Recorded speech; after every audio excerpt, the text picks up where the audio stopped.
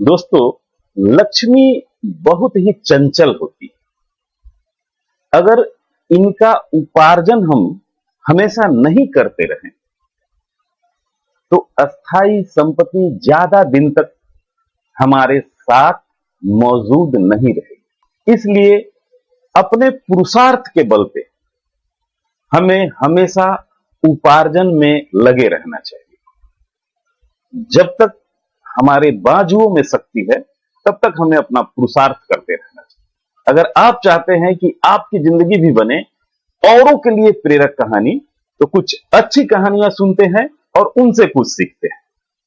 मैं आपका मित्र श्रीवास्तव उमेश, छोटी कहानी बड़ी बात में आज एक ऐसी ही प्रेरक कहानी के साथ। सेठ अमीरचंद काफी मेहनत करके बहुत सारा धन उपार्जन किए, काफी जमीन जायदाद अर्जित किए, गौशालाएं बनवाई और उस जमीन से आने वाले अन्न, गौशालाओं से आने वाले दूध, घी, मक्खन से उनका कारोबार चल गया और वे बन गए उस गांव के, उस एरिया के सबसे बड़े अमीर। दुर्भाग्य से उनकी मृत्यु हो जाती है और उनका बेटा धनंजय, जो इकलौता बेटा था, पिताजी की इस अपार संपत्ति का मालिक बन जाता है।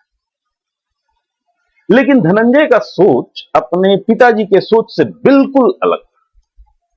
धनंजय अमीरी में पला बढ़ा था, जिसके कारण उसे मेहनत करना पसंद नहीं था।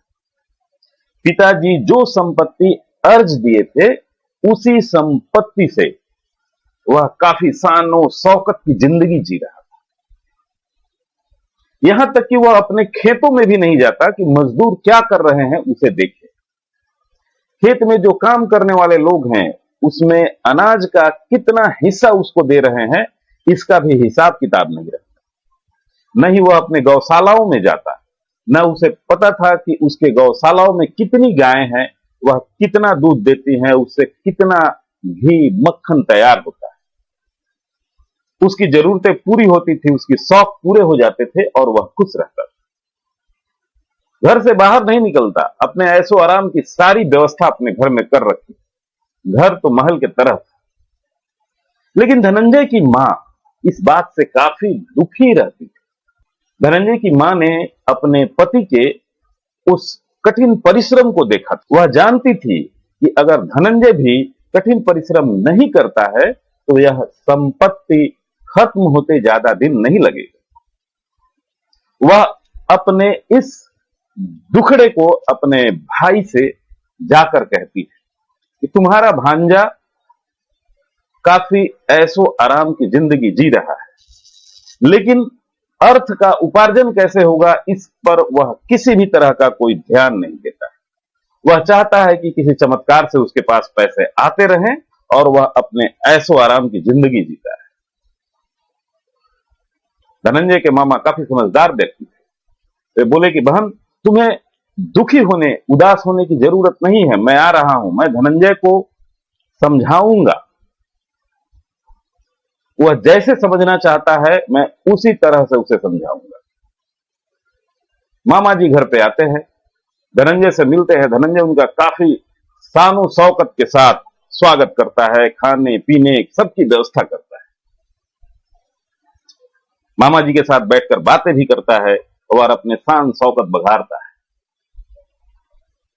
मामा जी उससे बोलते हैं कि तुम अभी जिस शान शौकत में रहते हो, क्या तुमने कभी अपने इस राज्य के राजा की शान शौकत देखी है? धनंजय कहता है, नहीं, राजा की शान शौकत तो मैंने नहीं देखी। मामा समझाते हैं कि राजा का शान शौकत तुम्हारे शान शौकत से कई गुना अधिक। तो तुम नहीं चाहते कि तुम राजा की तरह जिंदगी जियो? धनंजय मामा से कहता है कि हाँ, चाहता तो मैं भी हूं कि मेरा ये जो शान शौकत है वह दिन प्रतिदिन बढ़ता जाए, लेकिन इसके लिए मुझे धूप में निकलना पड़े, इसके लिए मुझे खेतों की मिट्टी में जाना पड़े, यह मुझे पसंद नहीं। मैं कब कह रहा हूं कि तुम धूप में निकलो? तुम खेतों की मिट्टी में जाओ, तुम गौशाला में जाओ और वहां तुम्हारे शरीर में गोबर मिट्टी लगे। अरे मैं तो जो टोटका तुम्हारे पिताजी को बतलाया था, जिससे आज वे इतने अमीर हुए, वही टोटका मैं तुमको बतलाना चाहता हूं। और इस टोटके को अगर तुम अपना लेते हो तो तुम अपने पिताजी से और अधिक अमीर हो जाओगे। इस देश के राजा के बराबर तुम्हारे पास संपत्ति हो जाएगी। धनंजय खुश हो जाता है, बोलता है मामा जी यह बात आपने पहले क्यों नहीं बताई। मामा जी मुस्कुराते हैं, बोलते हैं बेटा पहले नहीं बतलाई, लेकिन अब तो बतला रहा हूं, तुम मेरे इस टोटके को ध्यान से सुनो और तुम इसे और किसी से मत कहना। जो जो इस टोटके को सुनेगा वह तुम्हारी तरह ही संपत्ति प्राप्त करेगा, तो तुम सबसे बड़े अमीर कैसे बनोगे। धनंजय कहता है मामा जी मैं कसम खा रहा हूं कि मैं इस बात को आपके और मेरे से बाहर नहीं जाने दूंगा, मैं मां को भी नहीं बतलाऊंगा, लेकिन टोटका तो आप बतलाइए। मामा कहते हैं सुनो, मैंने जो टोटका तुम्हारे पिताजी को बतलाई थी और जिसको अमल करके वे आज इतने अमीर हुए, वह टोटका है कि हमारे गांव के बाहर जो सरोवर है, उस सरोवर में महीने में एक दिन किसी विशेष मुहूर्त पे मान सरोवर में रहने वाला जो सफेद हंस है वह उड़कर आता है। वह इतने सुबह आता है कि उस समय यहां किसी दूसरे पंछियों का आवाज सुनाई नहीं दे, और पंछियों के आवाज करने के पहले उस सरोवर में स्नान करके फिर वह मानसरोवर लौट जाता है। करना तुम्हें यह है कि तुम्हें जाना होगा सरोवर के पास गांव के बाहर, और महीने में कम से कम एक बार उस राजहंस का दर्शन करना। सुबह उठकर स्नान ध्यान करके तुम जाओगे और मानसरोवर से आने वाले उस राजहंस का दर्शन करोगे। अगर तुम्हारे साथ ऐसा होता है तो तुम्हारी संपत्ति दिन दुगुनी रात चौगुनी बढ़ने लगेगी। धनंजय कहता है कि बस मामा इतनी सी बात, तो मैं यह टोटका कल से ही प्रारंभ करता हूं।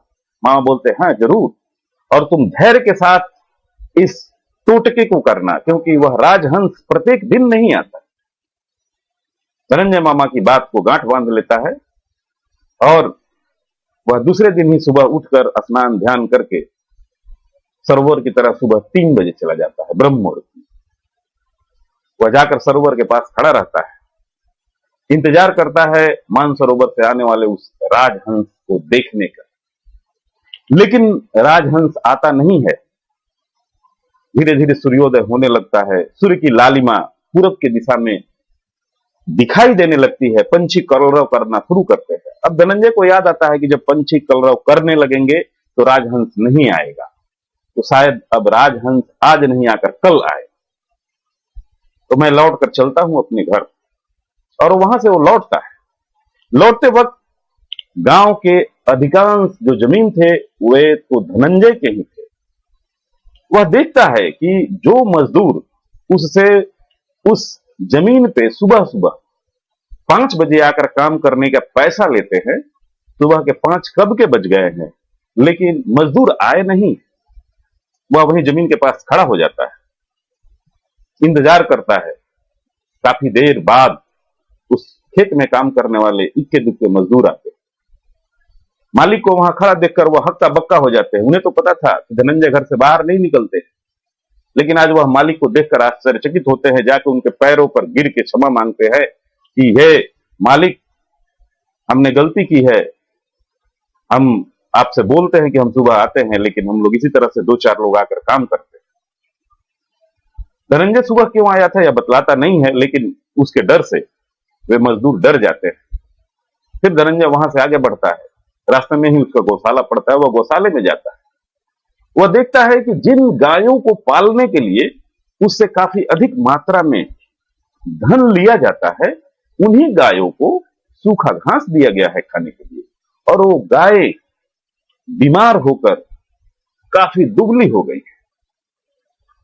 वह गाय के देखभाल करने वाले को बुलाता है और उनसे पूछता है कि आप तो मुझसे पर्याप्त पैसा लेते हैं, लेकिन गायों की स्थिति ऐसी क्यों है। गायों की देखभाल करने वाला भी बहुत आश्चर्यचकित होता है डरता है कि मालिक आज तो गौशाला में आ गए। उसे तो यह एहसास ही नहीं था कि मालिक गौशाला में भी आकर इस तरह से हमारे कार्यों का जायजा लेंगे। वह डर जाता है, क्षमा मांगता है और कहता है कि मैं अगले दिन से अपने ईमानदारी के साथ गौशाला में कार्य करूंगा। अब धनंजय का तो प्रत्येक दिन का यह समय बदल गया था कि वह सुबह उठकर जाता था सरोवर के पास राजहंस के दर्शन करने। राजहंस दिखता नहीं था और वह अपने खेत खलियान गौशाला से होते हुए अपने घर को लौट कर आता था। अब उसके आने जाने से उसके जो मजदूर थे वे डर गए थे। गौशाला में जो काम करने वाले लोग थे वे समय से काम करने चले आते थे। गायों की अच्छी देखभाल की जाती थी। अब खेत से भी अधिक अनाज आने लगा घर पे। गौशाला से जो पहले दूध और घी आते थे उसका 2 गुना 3 गुना दूध घी घर पे आने लगा। उसको बेचकर धनंजय के पास पहले के आय से 3 गुनी आय हो गई। धनंजय को यह लगा कि चलो राजहंस देखने तो मैं जाता हूं, इसी बहाने अब मेरी आय बढ़ रही है। 1 महीने बीते, दूसरा महीना बीता, तीसरा महीना बीता, राजहंस अभी तक दिखलाई नहीं दिया, लेकिन घर में आमदनी बढ़ गई। तीसरे महीने के बाद एक दिन मामा जी आते हैं, धनंजय से मिलते हैं और धनंजय से पूछते हैं कि क्या तुम्हें राजहंस दिखलाई दिया। अभी तक सारा माजरा धनंजय के समझ में आ गया।